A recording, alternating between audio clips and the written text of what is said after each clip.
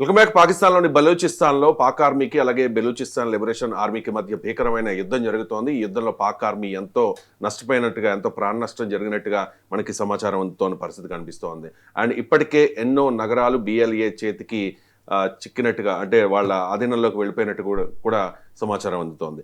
MG రావు గారు, పాకిస్తాన్ ఆరోపణ ఏంటంటే ఇది భారత్ చేయిస్తోన్న పని, ఒక కుట్ర అని చెప్పి పాకిస్తాన్ ఆరోపిస్తోన్న పరిస్థితి కనిపిస్తోంది. ఏంటి వాస్తవాలు ఏంటి? దీనిపై మీ విశ్లేషణ ఏంటి? ఎస్ అండి, ఇప్పుడు బలూచిస్తాన్ పాకిస్తాన్లో ఉన్న అతిపెద్ద స్టేట్ ఏదంటే, ప్రావిన్స్ ఏదంటే బలూచిస్తాన్. అంటే 44% భూభాగం పాకిస్తాన్లో కేవలం బలూచిస్తాన్లో ఉంటుంది. ఇక్కడ BLA, Balochistan liberation army, Balochistan liberation organisations అని ఉంటాయి. ఇప్పుడు బలూచిస్తాన్ లిబరేషన్ ఆర్మీ అంటే తిరుగుబాటుదారులు అని, ఇన్సర్జెంట్స్, దేశ ద్రోహులని పాకిస్తాన్ అని పిలుస్తుంది. కానీ బలూచిస్తాన్ని గత సంవత్సరం 2025 మేలో వాళ్ళు బలూచిస్తాన్ బిఎల్ఏ బలూచిస్తాన్ ఒక ఇండిపెండెంట్ రాజ్యంగా ప్రకటించుకుంది. కాబట్టి వాళ్ళు స్వతంత్ర సమరయోధులని వాళ్ళు పిలుస్తారు. ఇప్పుడు బిఎల్ఏ ఆధ్వర్యంలో ఇప్పుడు బలూచిస్తాన్లో 11 నగరాలు, ముఖ్యంగా బెలా, తర్వాత రాజధాని నగరమైన క్వెట్టా, గ్వడారు, ఇలాగ 11 నగరాల్లో బలూచిస్తాన్ లిబరేషన్ ఆర్మీ భయంకరమైన తిరుగుబాటు చేసిందనమాట. అక్కడ గవర్నమెంట్ ప్రభుత్వ కార్యాలయాలను పేల్చేయడం, ఆర్మీ పోలీస్ మీద తిరుగుబాటు చేయడం, ఇలాగా సుమారు 100 మంది పాకిస్తానీ పోలీసు ఆర్మీ అక్కడ మరణాలు సంభవించినట్టు తెలుస్తుంది. దీనికి ప్రతిస్పందనగా పాకిస్తాన్ ఆర్మీ, పాకిస్తాన్ పోలీసు దళాలు వీళ్ళ మీద జరిపిన దాడిలో 140 వరకు బిఎల్ఏ కార్యకర్తలు చనిపోయారని తెలుస్తుంది. దీంతో పాటు 40 వరకు సివిలియన్ అంటే ప్రజలు కూడా చనిపోయారని తెలుస్తుంది. అంటే సుమారు 200కి మించిన మరణాలు కేవలం ఒకే ఒక్క రోజులో సంభవించాయి అన్నమాట. అంటే బలూచిస్తాన్ ఇప్పుడు 11 నగరాల్లో, అంటే రాజధాని బలూచిస్తాన్ ప్రావిన్స్ రాజధాని అనే క్వెట్టా, ఈ క్వెట్టా తర్వాత గ్వడార్, ఏది చైనా పోర్ట్ నిర్మిస్తున్న గ్వడార్ పోర్ట్ సిటీ దగ్గర, తర్వాత బేలా, ఇలా 11 నగరాలు ప్రభుత్వ అంటే Pakistan army, Pakistan police force, Pakistan ప్రభుత్వ ఆజమైషీ లేకుండా బిఎల్ఏ చేతిలోకి వెళ్ళిపోయినాయని తెలుస్తుంది. మళ్ళీ వాటిని వెనక్కి తీసుకోవడానికి, వాటికి మళ్ళీ ప్రభుత్వ కంట్రోల్ని అక్కడ ఎస్టాబ్లిష్ చేయడానికి పాకిస్తాన్ ఆర్మీ, పోలీస్ దళాలు తీవ్రంగా పరిశ్రమిస్తున్నట్టు తెలుస్తుంది. అంటే ఆర్మీ చాలా భయంకరమైన పరిస్థితిని ఎదుర్కొంటుంది. ఎందుకంటే ఆర్మీ అక్కడ మోహరింపులు ఉంది ఆల్రెడీ. ఇది గత కొద్ది సంవత్సరాలుగా జాఫర్ ఎక్స్ప్రెస్ హైజాక్ నుంచి బలూచిస్తాన్ ఆర్మీని తట్టుకోవడం, ఆఫ్ఘనిస్తాన్ నుంచి వస్తున్న టీపీపీ అని, ఇది తాలిబాన్, పాకిస్తాన్ తాలిబాన్ను వాళ్ళు అటాక్ చేయడం ఏంటి, ఇది దానిపైన ఉన్న నార్త్ వెస్టర్న్ ఫ్రాంటియర్ ప్రావిన్స్ లో, ఇవన్నిటిని దృష్టిలో పెట్టుకుని పాకిస్తాన్ ఆర్మీ అక్కడ ఫుల్ మోహరింపులతో ఉందండి. కొన్ని లక్షల మంది ఆర్మీ ఉంది. కానీ వాళ్ళని కాదని బిఎల్ఏ ఈరోజు బోల్డ్గా ఒక భయంకరమైన అటాక్ చేస్తూ 11 నగరాలని చేజిక్కించుకుని పనిచేసింది. ముఖ్యంగా క్వెట్టా, ఒక రాజధాని నగరం, పాకిస్తాన్లో అతిపెద్ద సిటీ వాళ్ళ చేతిలోకి వెళ్ళిపోయిందని తెలుస్తుంది. మనకి ఆ విజువల్ చూస్తుంటే వీధుల్లోనే కుప్పల తెప్పలుగా పాకిస్తాన్ ఆర్మీ పోలీసులు శవాలు కనిపిస్తున్నాయి. వీళ్ళు ఎక్కడికక్కడ గన్లు పట్టుకుని బిఎల్ఏ ప్రభుత్వ కార్యాలయాల్లో కూడా చొరబడినట్టుంది. అక్కడ ఉన్న ప్రజలు వాళ్ళకి బ్రహ్మరథం పట్టడం, అంటే ఇది బిఎల్ఏ అనేది స్వతంత్ర దేశం అని వాళ్ళు ప్రకటించుకున్నారు. కాబట్టి ఇప్పుడు పాకిస్తాన్ ఆర్మీ పరిస్థితి అగమ్య గోచరం ఉంది. ఆసిఫ్ మున్నీరు, షహబాజ్ షరీఫ్ తీవ్రంగా పరిశ్రమిస్తున్నారు బెలూచిస్తాన్ కంట్రోల్ చేయడానికి. ఎందుకంటే పాకిస్తాన్ పరువు పోయింది. ఇప్పుడు రీసెంట్గా పాకిస్తాన్ షహబాజ్ షరీఫ్ ప్రధాని స్వయంగా ఒప్పుకున్నారు. ఏమని? బెగ్గంగా అడుక్కుంటున్నాం, పాకిస్తాన్ని day to day economic activity శాలరీలు చెల్లించడానికి మేము బెగ్ తెచ్చుకుంటున్నాం, మీరు సిగ్గుపడండి, మనం పని చేయాలనేది పాకిస్తాన్ ప్రజలు అంటే ఒప్పుకున్నాడు ఆయన. ఇప్పుడు పాకిస్తాన్ ఆర్మీకి చాలా ఘోరమైన పరిస్థితి.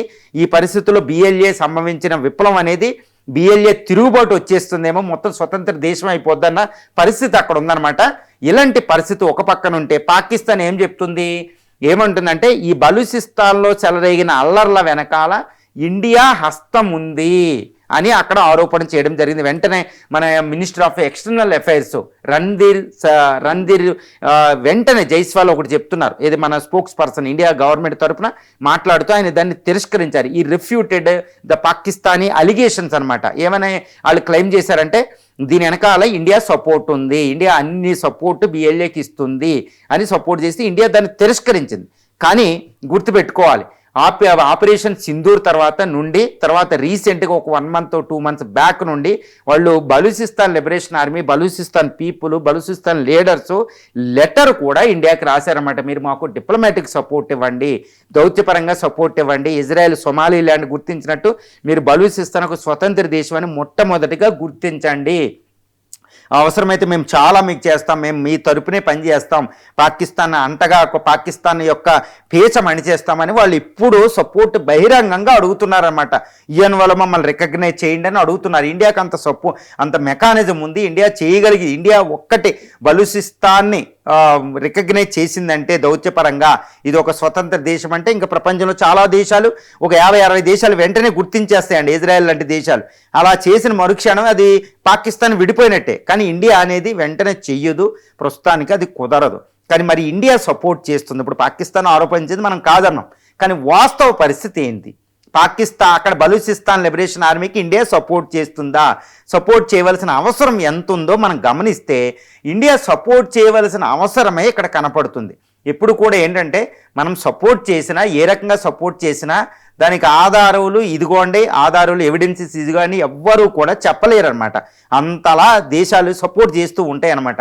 ఇది బహిరంగంగా కాకుండా గూఢంగా సపోర్ట్ చేస్తూ ఉంటాయి, నిగూఢంగా. మరి ఇండియా సపోర్ట్ చేయగలదంటే ఈజీగా సపోర్ట్ చేయగలదు. ఎందుకంటే అక్కడ మాక్రాన్ కోస్ట్ ఉంటుంది, మన అరేబియన్ సీ దగ్గర ఉంటుంది, భూభాగం ఎక్కడే వెళ్ళక్కర్లేదు. దానికి సపోర్ట్ చేయాలంటే ఈజీగా ఆయుధాలు ఇవ్వచ్చు. ఒకవేళ మనమే ఆయుధాలు ఇవ్వక్కర్లేదు. అక్కడ తాలిబాన్ కూడా ఇప్పుడు ఫ్రెండ్ అయింది కాబట్టి అక్కడ నుంచి ఆయుధ సరఫరా వస్తాయి. ఇరాన్ కూడా ఈ విషయంలో మనకు సపోర్ట్ చేస్తుంది కాబట్టి ఇరాన్ బోర్డర్ దాటి వస్తాయి.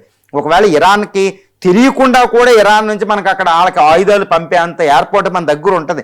ఇండియన్ రా అనేది అంత తక్కువ కాదు. వాళ్ళకి ఆయుధాలు ఏ విధంగానే సపోర్ట్ చేయొచ్చు, లేకపోతే డబ్బు ఏదో విధంగా పంపవచ్చు. ఎన్నో పేమెంట్ సిస్టమ్స్ ఉంటాయి అనమాట, అంతర్జాతీయం కూడా. వాళ్ళ ద్వారా డబ్బు వస్తే వాళ్ళే వేరే చోట నుంచి ఆయుధాలు తెచ్చుకుంటారు. భారత ఆయుధాలు కూడా అక్కడ కనపడవు. లేకపోతే రష్యా ద్వారా సపోర్ట్ చేయొచ్చు. ఈ విధంగా ఎన్నో మార్గాలు మనకు ఉన్నాయన్నమాట. కాబట్టి బిఎల్ఏకి చాలా పాకిస్తాన్ ఆర్మీ పోలితే అది చాలా అంత శక్తివంతం కాదు, అందుకే ఇంతవరకే ఉంది. బలూచిస్తాన్ స్వతంత్ర దేశం అవ్వకుండా ఇప్పుడు ఇండియా సపోర్ట్ అనేది ఉండి కొట్టి పడేయలేమండి, ఉంటుంది.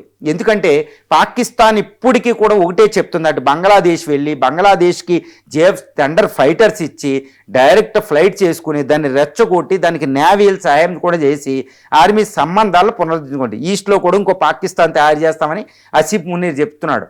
అక్కడ టెర్రరిస్ట్ ఆర్గనైజేషన్ ఇష్టం వచ్చినట్టు చేస్తున్నాయి. జమ్మూ అండ్ కాశ్మీర్కి వాళ్ళు చొచ్చుకొస్తున్నారు, మరో యుద్ధానికి మేము రెడీ అని ప్రకటిస్తున్నారు వాళ్ళు. ఇలాంటి సందర్భంలో మనం వాళ్ళు యుద్ధానికి రాకుండా మనం అభివృద్ధి మీదే దృష్టి పెట్టుకుంటున్నాం. కాబట్టి పాకిస్తాన్ అటాక్ దాకా వచ్చేదాకా ఎందుకు ఆగాలి? ఇప్పుడు Modi is a different pattern ఆయన ఆలోచిస్తున్నాడు. కాబట్టి శత్రు దేశంలోనే కొట్టాలి, వాడు మన దేశం దాకా రాకుండా ఆపాలి అంటే బలూచిస్తాన్కి సపోర్ట్ చేయాలి. ఇది అజిత్ దోవల్ గారు ఒకసారి చెప్పింది. రీసెంట్గా రాజ్నాథ్ సింగ్ గారు అన్నారు, మా మీద కన్నెత్తితే మీ సింధులో ఉన్న కరాచీ నగరాన్ని కొట్టేస్తామని గుర్తుపెట్టుకోవాలి. మన army general CDS, army general వీళ్ళు కూడా ఈ విషయాన్ని బహిరంగంగా మాట్లాడారు. కాబట్టి ఇండియా సపోర్ట్ చేస్తుందని పాకిస్తాన్ అంది అంటే ఈ కారణాలు ఉండొచ్చు, కానీ మనం తిరస్కరించాం. అంతర్జాతీయంగా అది కుదరదు. ఏదో జమ్మూ అండ్ కాశ్మీర్లో పాకిస్తాన్ సపోర్ట్ చేస్తుంది అనేది బహిరంగ రహస్యం. కానీ మనం ఎలా సపోర్ట్ చేస్తామని అంతర్జాతీయంగా మనం ఎప్పుడూ ఇలాంటి పనులు చెయ్యం. కాబట్టి మనం ఒకవేళ చేసినా చేయలేదని చెప్తారు. బట్ ఈ విషయంలో అయితే ఇండియా సపోర్ట్ చేయాల్సిన అవసరం అయితే ఉంది. ఎందుకంటే పాకిస్తాన్ అక్కడే ముక్కలవ్వాలి. ఎందుకంటే అది న్యాయంగా వ్యవహరించలేదు, అంతర్జాతీయ చట్టాలకుండా పనిచేయడంలే. దొంగచాటుగా అది దొంగచాటుగా దెబ్బతీయాలంటే దొంగని డైరెక్ట్గా వెళ్ళి పట్టుకోరు. పోలీసులు మఫ్తీలు వెళ్ళి పట్టుకోవచ్చు. కాలంటే అలా మార్గాలు ఉంటాయి, అది న్యాయబద్ధమే.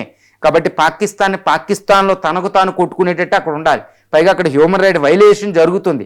బలూచిస్తాన్లో సంపద దోపిడీ అవుతుంది. మళ్ళీ ఆ బలూచిస్తాన్కి చైనాని తీసుకొచ్చి అక్కడ పెట్టింది గొడార్ పోర్ట్ దగ్గర. ఆ బలూచిస్తాన్లో రేర్ ఎర్త్ మినరల్కి ట్రంప్ని తీసుకొచ్చి అగ్రిమెంట్ చేసుకుంది. అది మన ఇండియాకి ప్రమాదం. ఇలా ఎన్నో రకాలుగా చూడాలి దాన్ని. కాబట్టి బలూచిస్తాన్ లిబరేషన్ ఆర్మీకి ఇండియా సపోర్ట్ చేయడం లేదు బహిరంగంగా, కానీ అంతర్గతంగా ఇండైరెక్ట్గా దానికి సపోర్ట్ చేసి ఇండియా సపోర్ట్ చేసే అవకాశాలు చాలా ఉన్నాయి. అజిత్ దోవల్ గారు ఒకప్పుడు. కాబట్టి అలాంటి సపోర్ట్ చేస్తే మాత్రం బలూచిస్తాన్ భవిష్యత్తులో ఇజ్రాయెల్ ద్వారానో దాన్ని స్వతంత్ర దేశంగా ప్రకటిస్తాం. చూడండి, సొమాలి ల్యాండ్ ఇజ్రాయెల్ అక్కడ ఇదో స్వతంత్ర దేశం అని ప్రకటించింది రీసెంట్గా. అది అంతర్జాతీయంగా ఒక దేశం అయిపోయింది. అలాగే మనం ప్రకటిస్తాం, కానీ ఇది సమయం కాదు. భారతదేశం బహిరంగంగా బయటికి రాదు. కానీ బలూచిస్తాన్ లిబరేషన్ ఆర్మీకి మనం సపోర్ట్ చేయడం వల్ల పాకిస్తాన్ ఇంకెప్పుడు కూడా భారత్ మీద కన్ను వెయ్యలేదు. కాబట్టి అక్కడ అణుయుద్ధాన్ని తప్పించవచ్చు, టెర్రరిజాన్ని ఆపొచ్చు. అంతర్జాతీయంగా గ్లోబల్ టెర్రరిజాన్ని కేంద్రం కాబట్టి దాన్ని నాశనం చేయాలి. మనకు అన్ని హక్కులు మనకు ఉంటాయి. కాబట్టి ఇలాగ ఒకళ్ళకి సపోర్ట్ చేస్తున్నట్టు బహిరంగంగా ప్రకటించకూడదు అంతే.